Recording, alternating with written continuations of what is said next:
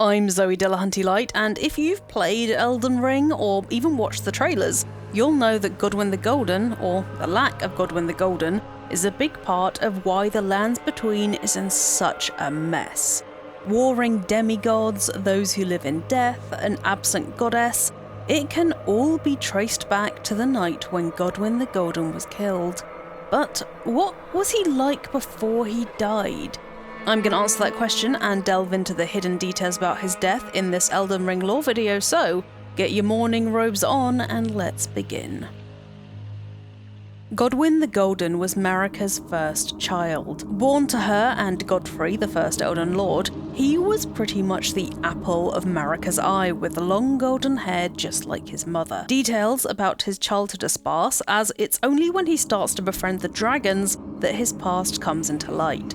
At some point in the distant past, probably in the age of the Erd Tree when the Golden Order's influence was strongest, and hence presented the biggest threat to the dragons, those Scaled Ones attacked Leyndell. It's here that Godwin met Fortisax, who was able to wield red lightning as one of the powerful, ancient, stone-scaled dragons.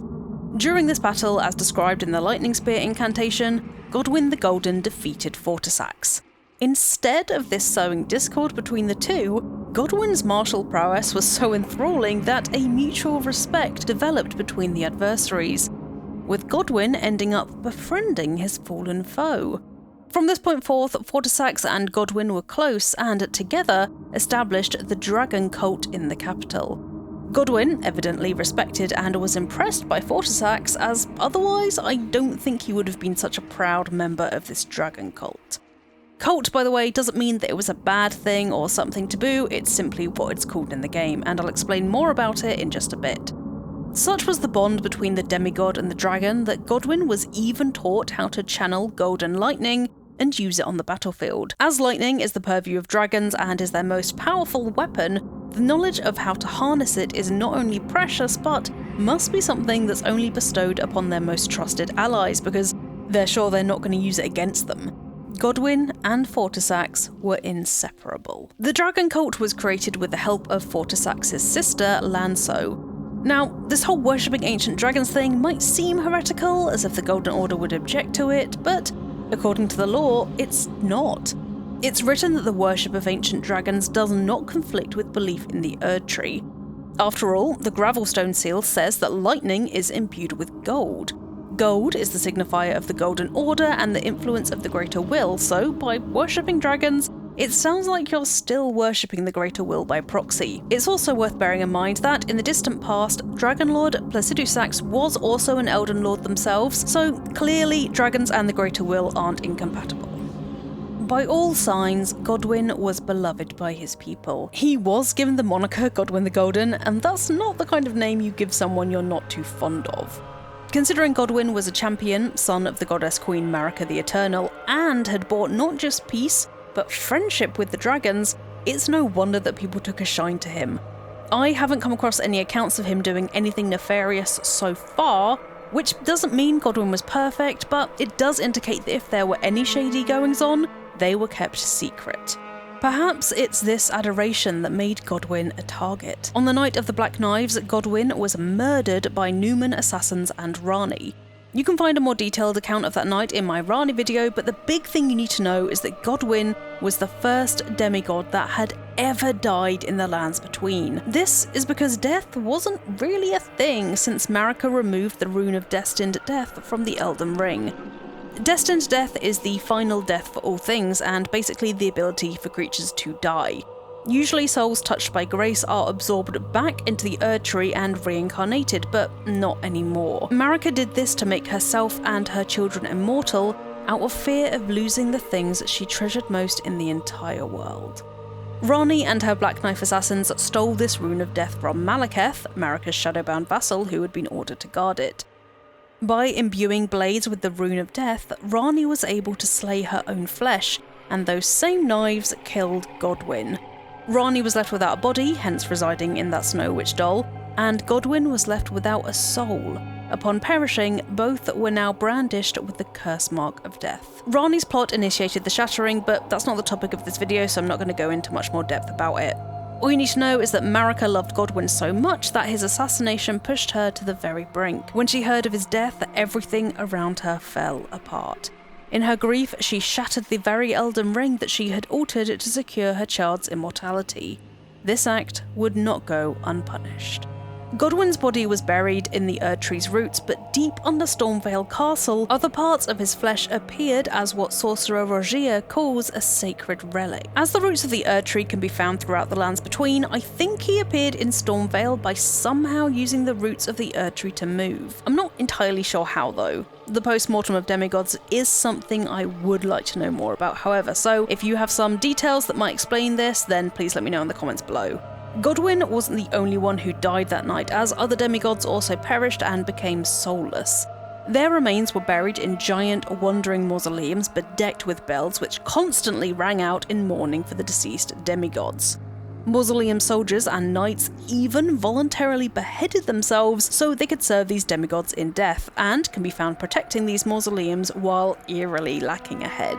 I've tried to find out more details about these dead demigods, like their names, but so far I've had no luck, so if you got any clue about who they are, again, let me know in the comments below. Godwin was no longer Godwin. I mean, he was, but now he was also the Prince of Death. Fortisax tried to save his friend Godwin from his fate, but in his battle against death, he was corrupted and became a Lich Dragon. Under Stormveil, Godwin's facial flesh corrupted and grew, producing cysts and sullied amber, which was the distorted sap of the Erdtree. In some way, the Erdtree did try to protect Godwin in his death, as an ulcerated tree spirit appears when you first approach his body under Stormveil. This might have been Deathroot's corruption embodied within a spirit, or a random occurrence, but personally, I like to think that the Erdtree was guarding Godwin's remains. With the Rune of Death freed from its shackles, it soon spread from Godwin's corrupted corpse through the lands between and the roots of the Great Tree, the progenitor of the Erdtree. It didn't take long for it then to sprout into Deathroot. Whoever comes into contact with Deathroot turns into those who live in death, which are beings that can't die or return to the Erdtree, and so they lead a cursed, wandering existence. Miquella was one of the few demigods who didn't give up on his half-brother Godwin. The golden epitaph sword was made by Miquella's skilled hand to commemorate Godwin's death. Watch my Miquella video for more details on how gifted Miquella is. Its blade is infused with the humble prayer of a young boy, namely Miquella, who prays, "Oh brother, Lord brother, please die a true death." That prayer would never come to fruition. Miquella didn't stop there. He entreated the Lord of Castle Sol to revive Godwin using the power of the sun. The plan was for their prayers to, quote, swallow the sun in an eclipse, and while it was covered, the sun's power would be harvested and somehow channeled to grant life to Godwin's soulless bones below. It didn't work. The spirit on top of Castle Sol laments their failure, but despite that, Millicent says that Miquella still rewarded him with a Haligtree medallion. Next, it would be Fia, Deathbed Companion, who would take on the mantle of responsibility to raise Godwin's soul from death. As a Deathbed Companion, Fia has a unique duty. She receives the warmth and vigour from a number of champions by laying with them, then channels this vitality when she lays with the remains of an exalted noble. By passing that vitality onto the remains, she grants the noble another chance at life. She's kind of a necromancer, essentially, skimming off life from powerful champions and thus becoming a vessel that can reanimate the dead, in a good way. Having found solace in Roundtable Hold after being exiled from her home, Fia finds out about Godwin and decides that she wants to bring him back to life.